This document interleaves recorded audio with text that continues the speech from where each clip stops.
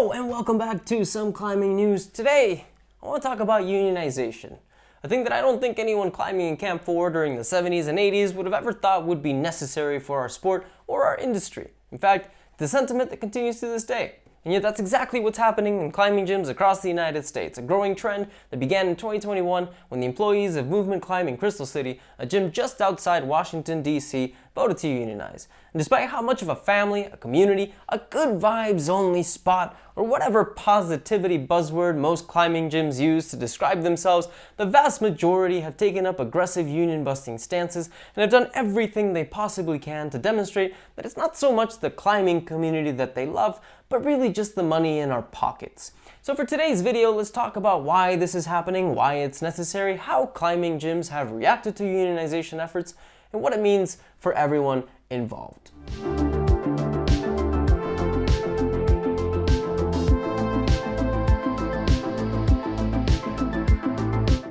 Okay, so look, it's no secret that the climbing industry has been going through some serious changes. I mean, just the fact that I'm even calling it an industry, you'd think that'd be indicative of something. But it's true. At this moment, various sources estimate the global value of the climbing gym market just by itself to be at around $3.5 billion US.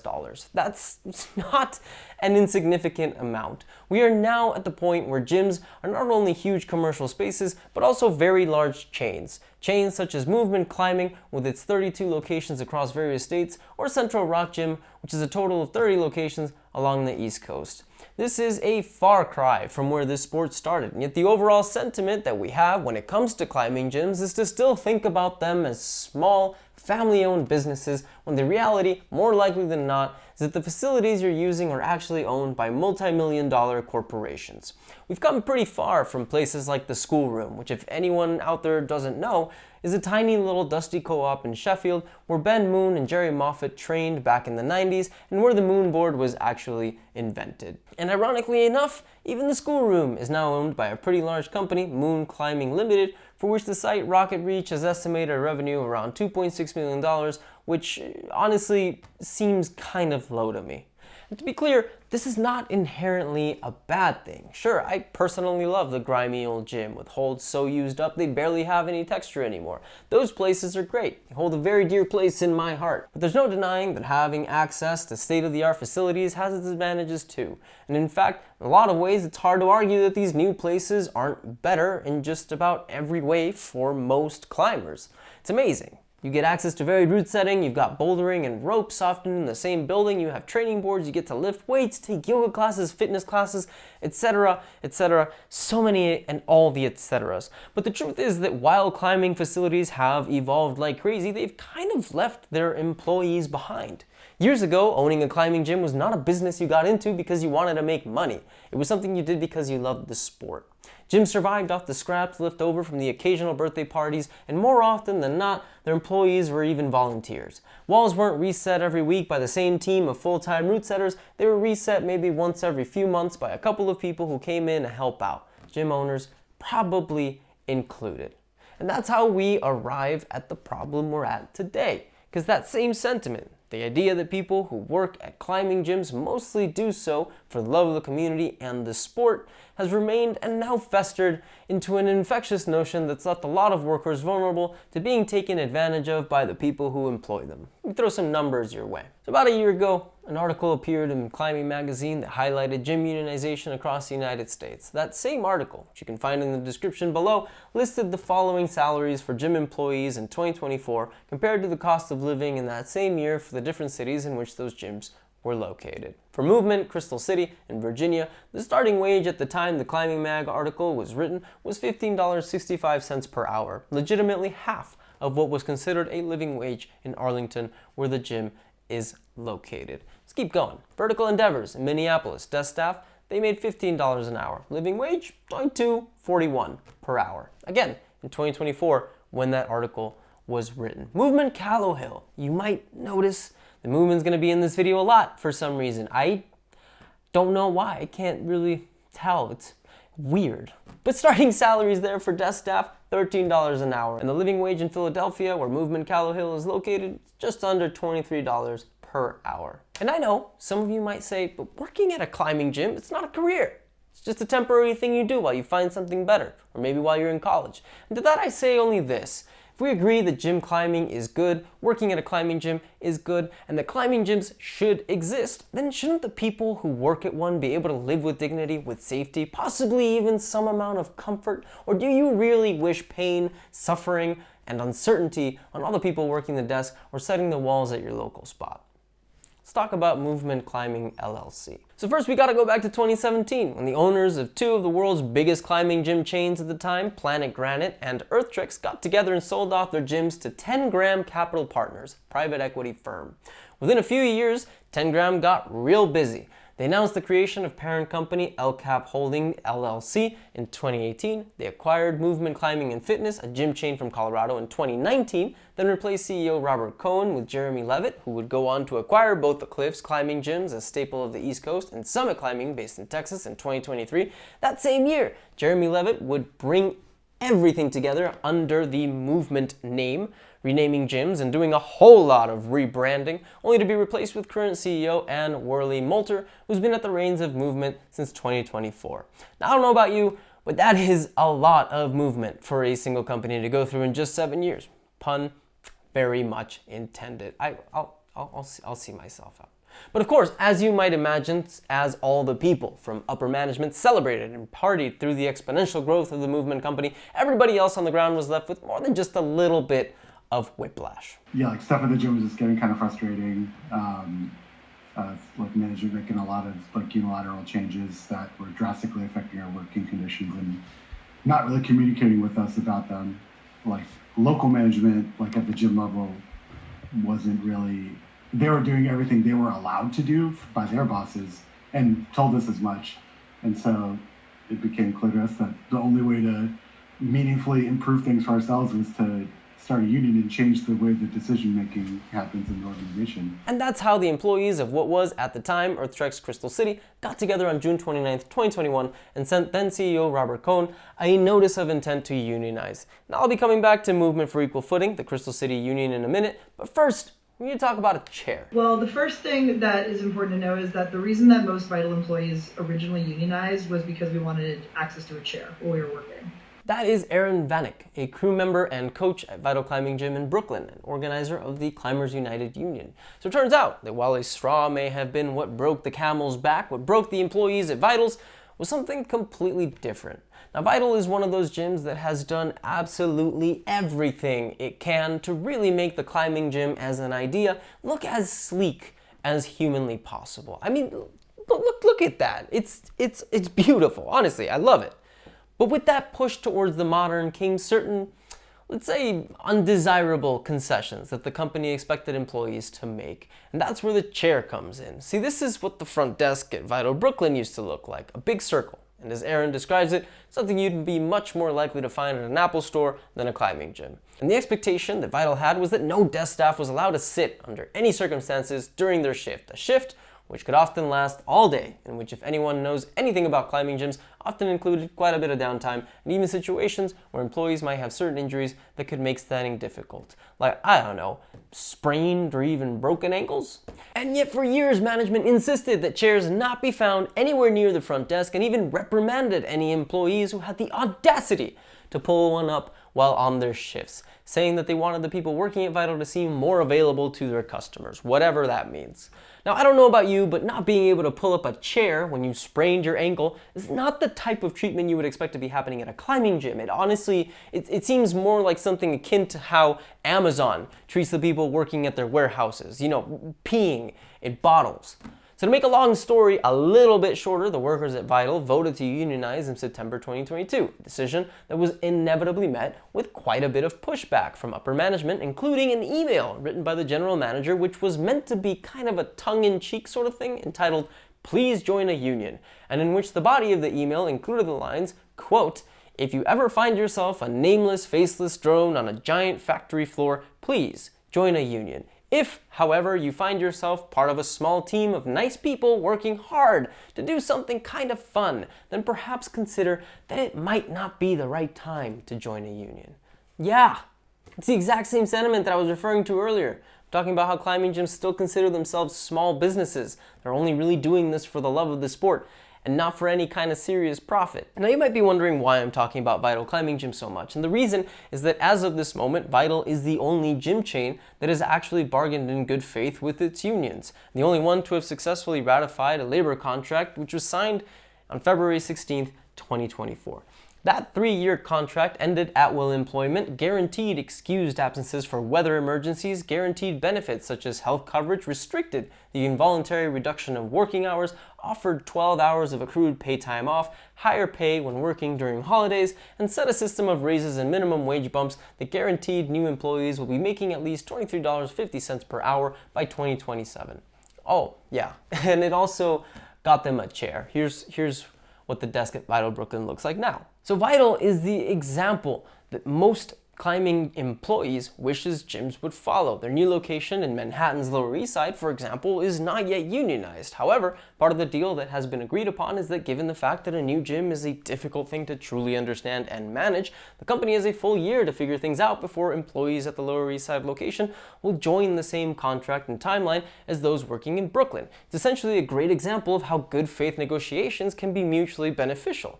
And yet, let's go back to Movement Crystal City. So it's been almost 4 years since Movement Crystal City voted to unionize, and in that time, things have not exactly gone well, with the company frequently using union-busting tactics to threaten employees and keep bargaining in a perpetual state of limbo. Now, I'm going to give you some examples of these tactics that are just absolutely infuriating. Most famously, of course, an example from the Climbing Magazine article, the fact that when faced with the economic proposal of raising base pay for employees from $15.65 to $16, an absolutely outrageously high increase, 35 cents, that was sarcasm, by the way, Movement countered with the aggressively low offer of $13 per hour, and as a cherry on top of an already bad, I mean, like, what do you call the opposite of cake? Like a heaping pile of hot garbage?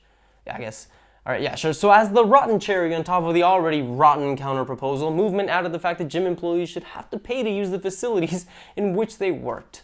Raises. You know, raises? Those things you usually get regularly when you work at a job. For 2 years, the employees of Movement Crystal City were denied any raises whatsoever, while the employees of other Movement locations continued to receive them.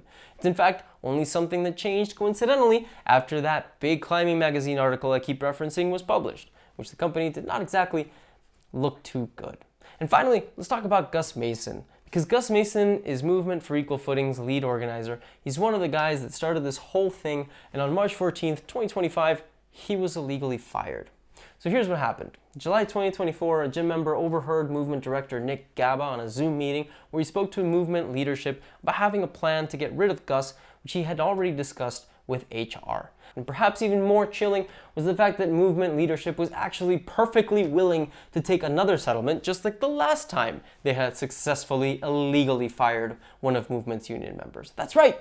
This was not the first time Movement retaliated by getting someone fired. In fact, in 2023, after an unfair labor practice charge was successfully filed against Movement for wrongful termination, one of their employees and union organizer, who I will not be naming, was forced to quit and was paid a severance package as a settlement. Just a small, little slap on the wrist for such a giant company.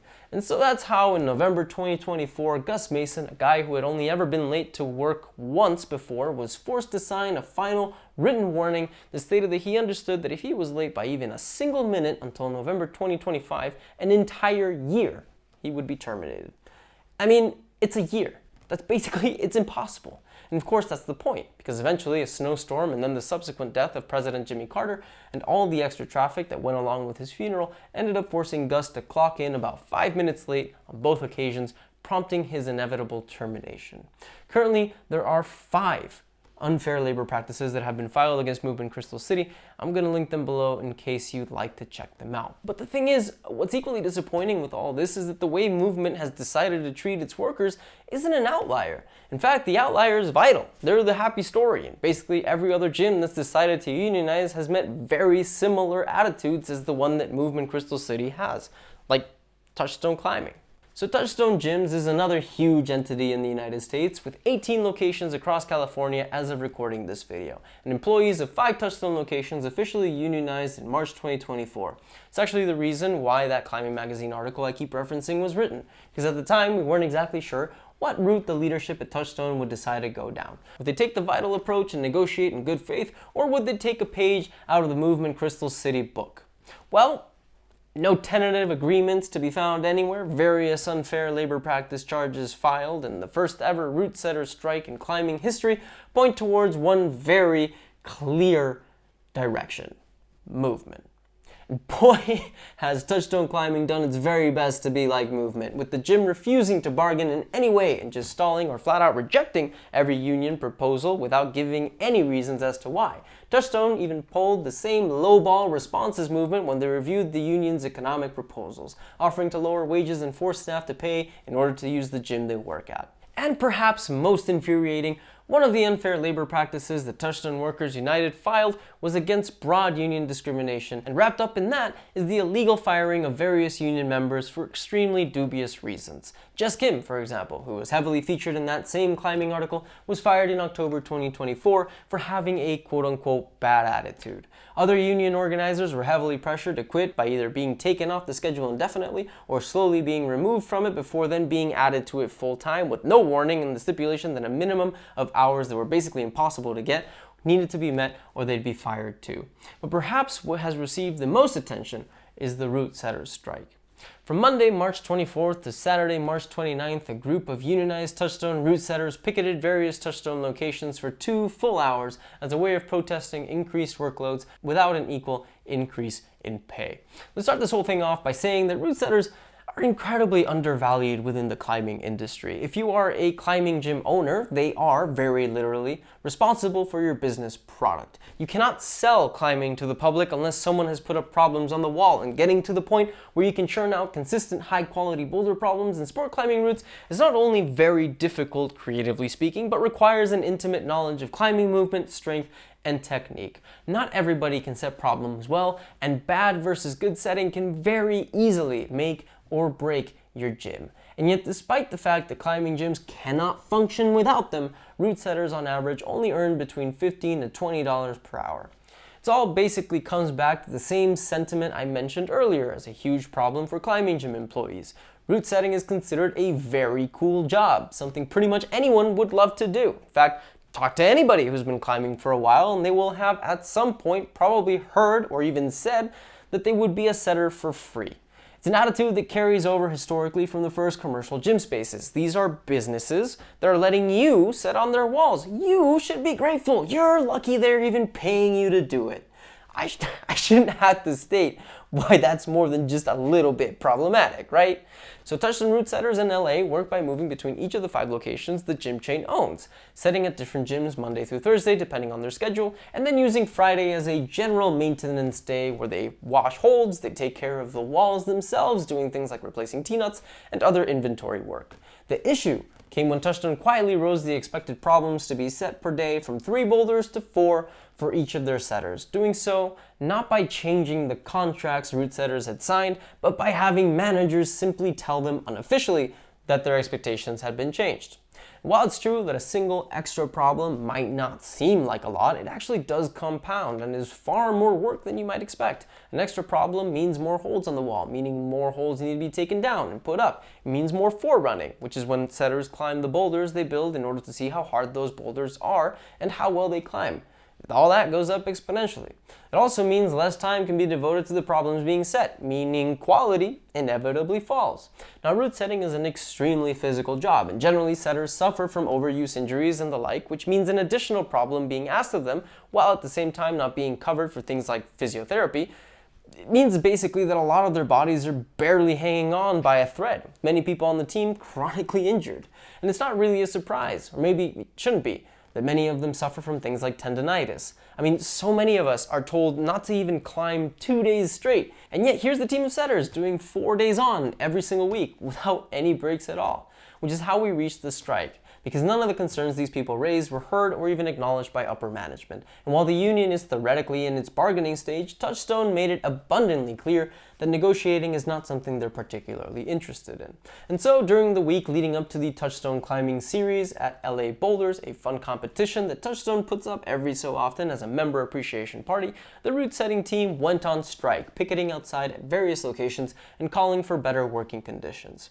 Now, if you want to understand the scale of the Touchstone climbing series, just watch this Magnus Mitbo video. It takes place in one of the comps that were held in October, but as you can see, it's a pretty big event. Which brings me to the question of whether or not the strike actually worked out. Yeah, I mean, there was definitely a bit of a shift. I mean, it wasn't like we walked in and they were like, all right, where do we sign the blank check for your pay? But we, for the first time, had back and forth with the company about, this section doesn't work for us because, and they were asking follow-up questions that seemed like they wanted to understand why certain sections didn't work for us.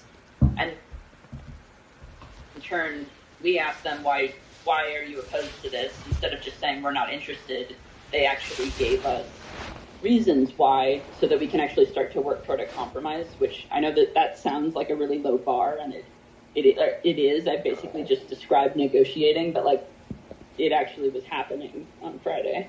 That's Sari Godinez, one of the setters who both participated in and organized the strike, explaining that Touchstone was actually willing to negotiate. But to just really drive home how low of a bar we're talking about here, it has been over a year since Touchstone workers unionized, and in the time before the strike, only 3 tentative agreements had been reached, a number that was doubled after the strike occurred. 2 of those things that were agreed upon after almost a year of this was about who was in the union and where the union could put up a bulletin board for announcements at the gym.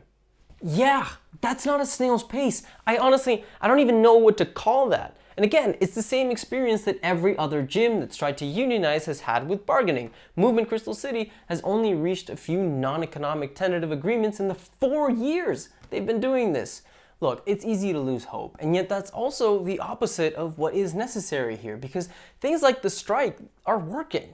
The setters from Touchstone reported that they were quietly returned to their usual 3 problem expectations the moment they went back to work. So clearly, someone somewhere was listening. And not just that, but these little efforts have actually inspired others to do the same. Like in France, for example, where the workers of Climb Up Aubervilliers went on strike as well. Look, climbing gyms are special, and the people who work in them are an integral part of the community these spaces make up. When all you care about is maximizing profit, it's incredibly easy to lose sight of why these places are so important to so many people, and why so many of the people that work in them put in so much effort to make them the best places that they can be. Everyone who works at a gym deserves to, at the very least, live with some sort of comfort, dignity, and security. And it's incredibly tough and disappointing to see that these companies seem to disagree with what should be a pretty self-evident fact.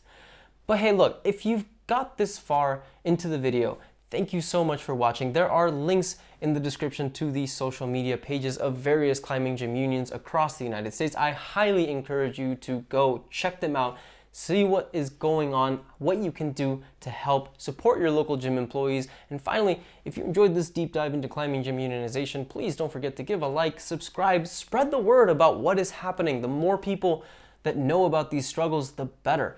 I will see you on Tuesday for the regular weekend update show. And in the meantime, of course, and as always, go climb some stuff.